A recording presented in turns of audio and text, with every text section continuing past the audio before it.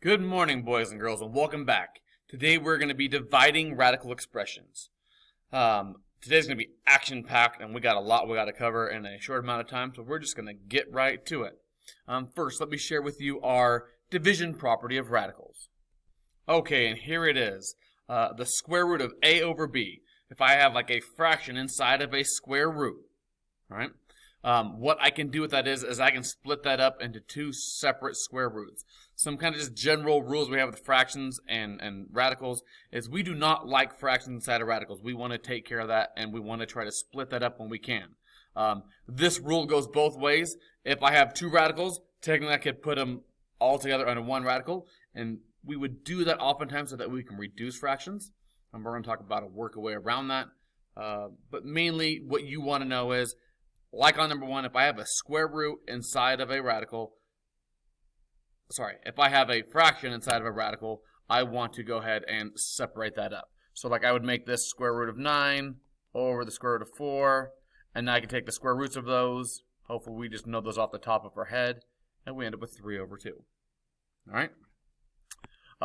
Number 2 here. For number 2 now, here's what I'm talking about. If I have two separate radicals like this, technically what I'm supposed to do is I'm supposed to put these into one big radical so that I can reduce that fraction. You always want to try to reduce if you can. Now here's what we're going to say though, is you don't need to do this as long as they're the same type of radicals, as long as they're both square roots or they're both cube roots. We're going to just say you can go ahead and reduce the fraction. So like 18 over 81, I can do that. And that becomes, divide the top and the bottom by 9. Divide by 9. Divide by 9. And I get square root of 2 over the square root of 9. Now you might have been saying, hey, but Mr. Mortara, 81 was a perfect square. Why don't I just leave it? You'll notice that even when I reduce, I still ended up with a perfect square. Okay? So we're still all right. And so now when I reduce this, I get the square root of 2 over 3. And that would be my simplified answer. All right, so the next one, square root of 32 over 2. Again, we said reduce, reduce, reduce. You always want to reduce first. Because they're the same kind of radicals, we can just divide. 32 divided by 2 is 16. And it goes in evenly, so now I don't even have a fraction anymore. And then square root of 16 is 4. Yay! All right. Same thing now on the next two, except they're just dealing with cube roots, but just to show that these rules apply with cube roots. If I've got a fraction that I can't reduce, cube root of 1 over 27, you want to split that up. Cube root of 1 over the cube root of 27. The cube root of 1 is 1. The cube root of 27 is 3. And again, hopefully we are just getting that down off the top of our head. The next one, cube root of 128 over cube root of 8. Gosh, I don't know off the top of my head. I know the bottom's a perfect cube, so that gets me kind of excited, but I think I can reduce that. So I'm going to pull up the calculator, we're going to give it a shot. Alright, so here's our calculator. I did 128 divided by 8, and it did work. Perfect. So we're left with a cube root of 16. Now I got to be careful here. 16 is a perfect square, but we're dealing with perfect cubes. So I got to pull up perfect cubes. So the cube root of 8 times the cube root of 2 would give me 16, or 2 cube root of 2 would be our simplified answer. Alright, moving on here. Okay, so we just talked about one of our main rules. No fractions inside of a square root.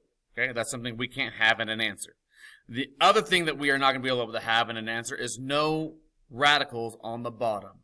No square roots, no cube roots on the bottom of a fraction. That's a giant no-no because we can't divide by an irrational number. Alright, so we need to do what we call rationalizing the denominator. And that means I'm going to try to look at the bottom. I'm going to multiply by something that gives me, in this case, a perfect square. So if I'm trying to get rid of the square root of 2 on the bottom, I would multiply by the square root of 2 because that's going to give me the square root of 4. Or it takes 2 2's to break out of that jail. Okay? And if I do it to the bottom of the fraction, I also have to do it to the top of the fraction. That way I'm really multiplying by the same number divided by the same number, which is 1, which doesn't change anything. All right? That's our identity property of multiplication. So if I multiply both of these by the top and bottom, I get 3 root 2 over the square root of 4. 3 root 2 over the square root of 4. But the square root of 4 is 2. And then when I'm done, I just want to make sure that if I can reduce, I reduce that. 3 over 2, they're both on the outside. You cannot reduce those. So there's our answer. All right. So kind of rolling down our steps all together here. I want to first look. I can't have a fraction inside the radical. These are split up, so I'm good there. I want to look, though, if I have two different radicals, can I reduce the stuff that's on the inside? In this case, I've got 5 over 6, so that can't reduce. So then I go, okay, now the last thing I can't have is I can't have a square root on the bottom. So I need to get rid of that. So I'm going to take this, and I'm going to multiply by, it basically becomes multiplying by itself. I need 2 6's to break out. So I'm going to multiply by the square root of 6. And if I do it to the bottom, I have to do it to the top. Using our rules now, when you multiply a radical times a radical, you multiply the stuff that's on the inside. So 5 times 6 would give me the square root of 30. And then when I multiply the bottom, I get the square root of 6 times square root of 6 is 36. Or the square root of 36 is 6. Going back, we talked yesterday a little bit. If you multiply a radical by itself, by the same thing, you will always get the number inside. So we're okay if we just jump here. Again, notice when I went root 2 times root 2, it gave me 2. Root 6 times root 6 gives me 6. I always want to try to break down the radical, and I always need to simplify.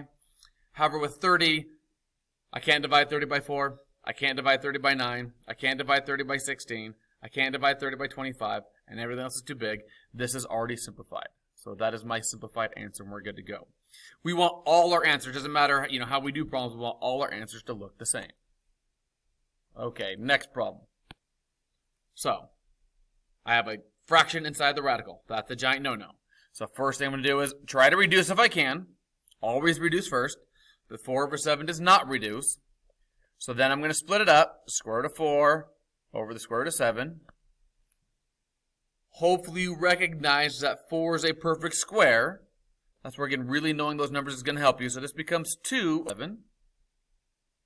Then I can't have a square root in the bottom, so I'm going to multiply by itself to get rid of it.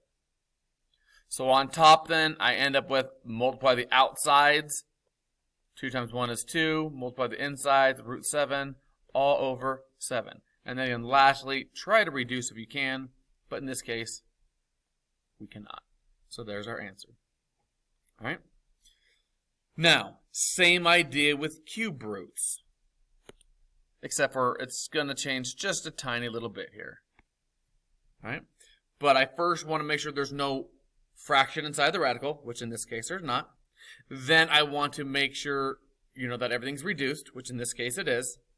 And then I want to get rid of the radical on the bottom. So in this case, I got to get rid of this cube root. My only issue now, though, is in order to get rid of the cube root of 2, again, I need a perfect cube that I can take the cube root of. Or another way to think about this is I need 3 2's to break out of a cube root. So I oftentimes do this. I'm going to multiply the bottom by the cube root of 2 times 2, so I have 3 2's together there. Which means I'm going to multiply the top by the same thing, but on the top I kind of put that step together, and I really want to be multiplying by the cube root of 4. But this allows you to find out what you have to multiply by a little bit easier. If you think, well, I need 2 things to break out of a square root. I need 3 things to break out of a cube root. And I think that helps people find that number a little bit quicker, a little bit easier.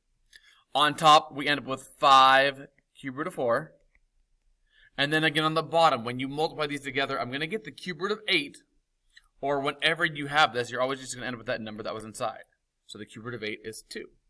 So this becomes 5 cube root of 4 all over 2. Okay. Next problem here. So, no fraction on the inside. Just make sure you reduce first. I can't reduce 2 over 5. So this is going to become the cube root of 2 over the cube root of 5. I do not want a radical on the bottom, so I got to get rid of that cube root of 5. To do that, we are going to multiply by, you guessed it, I need 2 more 5's. A total of 3 5's to break out. So I'm going to multiply the top and the bottom by the cube root of 25. Because these are the same types of radicals, I can multiply the radicands on top. So the cube root of 2 times the cube root of 25 is the cube root of 50. 2 times 25 is 50. And then on the bottom, I get the cube root of 125, or just 5. All right? Now, I should have brought this up on some of the last ones here, but when we get to this point right here, when I said we were done with, the 4 and the 2 and the 7 and the 7, because 1's in jail, like this case, because the 50's in jail and the 5's out of jail, you cannot divide those things, okay? That's out of jail, that's in jail. Don't mix those things together. This answer is simplified, Back on number 9, the 4 is in jail, the 2's outside of jail. You cannot do those. If both numbers are outside of jail, you can go and do that, but not when one is in and one is out. Or if they're both in jail, you can divide them. It's just you can't do an inside of jail and an outside of jail. You can't do, just a radicand with a coefficient. They need to be separate. They need to be different. Okay, number 11. No fraction inside the radical. I need to try to reduce. However, again, the 6 is outside of jail and the 3 is inside of jail, kind of like we were just talking. So those can't mix.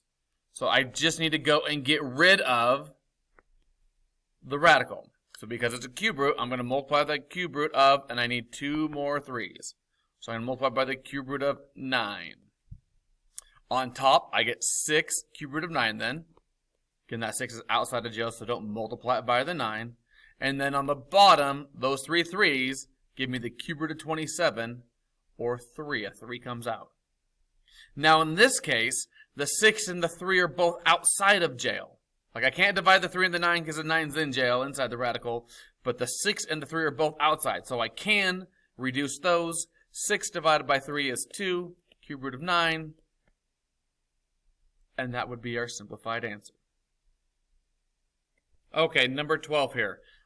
We've got a fraction inside of a radical, so we don't like that. We know we're definitely going to have to split that up. But before we do that, we want to simplify that fraction. And I want to show you this quick little trick here. In order to simplify it, you can divide on your calculator and get some crazy decimal. If you hit math frac, right on the very one there, hit enter, this will reduce your fraction for you. And so this is really the same thing as the square root of 16 over 7. And so that'll help you reduce things a little bit. It'll make your life a little bit nicer. Now I just need to split this up. So this becomes the square root of 16 over the square root of 7, which now I know that that is 4 over the square root of 7. Can't have a radical on the bottom. Calculate out of the way. So times square root of 7 times square root of 7.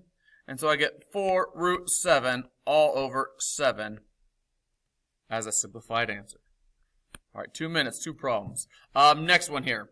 I don't want the square root of 3 on the bottom. Try to reduce 50 over 3, but I can't. So I'm going to just, the 3 part's the only part I really don't like. That 5's okay. So I'm going to multiply the top and the bottom by the square root of 5. Gives me the square root of 150 over 5 times the square root of 9, or 5 times 3 is 15. I now need to simplify the square root of 150. So that's like, hey, 25 times 6. Or this becomes 5 root 6 over 15. And the 5 and the 15 are outside, so I can reduce that, and we get root 6 over 3 as a simplified answer. One's in jail, one's out, so I can't mess with those right there. All right, I told you today would be action-packed. We got 1 minute to finish our last problem here. This kind of problem, when we have a plus sign on the bottom of the radical, poses a little bit of difficulty because we cannot just go ahead and multiply by root 3, because when I distribute it, it'll put the root 3 right back on that 1, and I don't really get rid of it. So this is where we talk about, yesterday we talked about the conjugate. Okay, I want to multiply this by the conjugate on the top and the bottom. So I'm going to multiply by root 3 minus 1. Okay. On the top, we're going to get 4 root 3 minus 4 when I distribute. On the bottom, because I'm going to get this, square root of 3 times square root of 3 is 3. Root 3 minus root 3 plus root 3 minus 1. We can go ahead and just simplify all this stuff. And those are going to cancel out. 3 minus 1 is 2. And then I got to divide the front and the back by 2. And that gives me 2 root 3 minus